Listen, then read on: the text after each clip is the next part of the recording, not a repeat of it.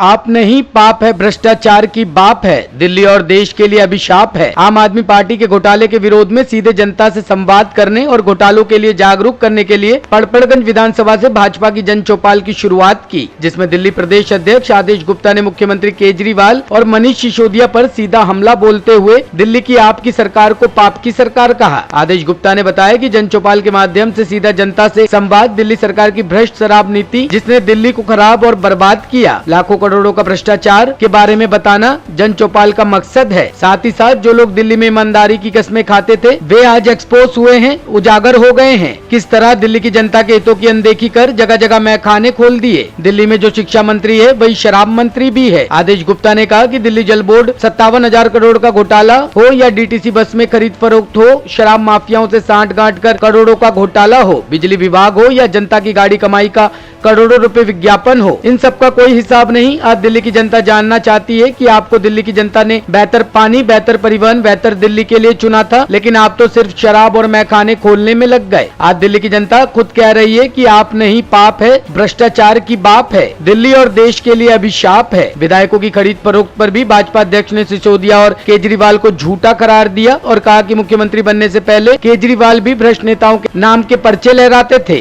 बाद में सब पर्चे गायब हो गए। केजरीवाल एक नंबर के बेईमान हैं। आज आप लोग ने जन चौपाल की शुरुआत की है, क्या कुछ मकसद है इस जन चौपाल के माध्यम से? दिल्ली की जनता को क्या कहना चाहते हैं? देखिए, ये जन चौपाल जनता के साथ संवाद है।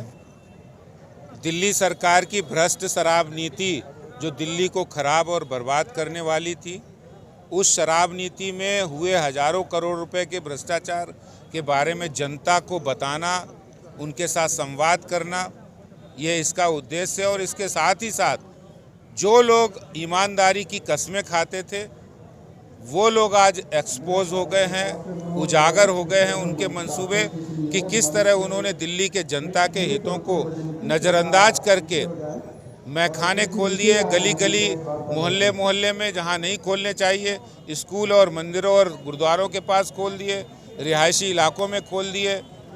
और ये पहली बार इतिहास में देखने को आ रहा है कि दिल्ली में जो शिक्षा मंत्री हैं वही शराब मंत्री हैं। अरे जी, अब 1.5 लाख करोड़ की बात कर रहे हैं, किस चीज़ में इस तरह का घोटाला हुआ जो 1.5 लाख का आपके पास आंकड़ा है?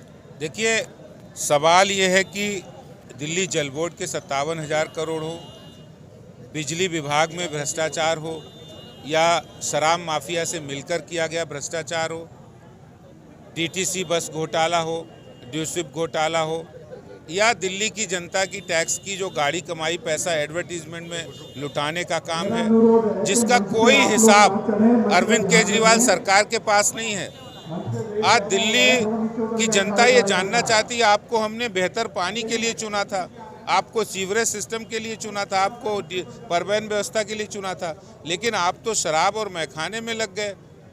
आज दिल्ली की जनता अब ये कह रही है कि आप नहीं पाप है, भ्रष्टाचार की बाप है, दिल्ली और देश के लिए अभिशाप है। बाकी सवाल ये है कि जिस तरीके से आज 4 विधायक सामने आए हैं, उन्होंने खरीद फरोख्त का सीधा आरोप बीजेपी पर लगाया। इससे पहले मनीष सिसोदिया भी आरोप लगा चुके हैं, इस पर क्या कहना है? देखिए, वो कोई कागज़ दिखाया उन्होंने? कोई कागज़ नहीं उनके पास। वो पहले भी ये इसी मनगढ़ंत स्टोरी कर चुके हैं। और जिस तरह से केजरीवाल जी पहले वो कहते थे कि ये मेरे पास एक किताब है, इसमें ये बेईमान है, नंबर 1 बेईमान, नंबर 2 बेईमान, नंबर 3 बेईमान, क्या हुआ? मुख्यमंत्री के बाद बनने के बाद कुछ नहीं, और अब वही सरकार, अब वही हथकंडे अपना रहे। आप भाई पत्रकार हैं, मीडिया है, सबूत के आधार पर आप बात करिए। सवाल ये कि बहुत जल्दी बड़े मंच पर इस सबूत को भी नहीं, सवाल ये नहीं है। सवाल ये है कि इन सवालों का जवाब नहीं है कि आपने ठेकेदारों का कमीशन हजारों करोड़ रुपए क्यों बढ़ा दिया। लगभग कितने करोड़ का शराब का घोटाला है? देखिए, शराब का घोटाला तो अभी जांच चल रही है, बहुत परत दरत परत निकलेगी, लेकिन एक बात स्पष्ट है कि 20,000 करोड़ की शराब साल में बिक्री होती है, और आपने जो कमीशन 2.5% था उसको 12% कर दिया, तो आप समझ सकते हैं कितना बड़ा घोटाला है।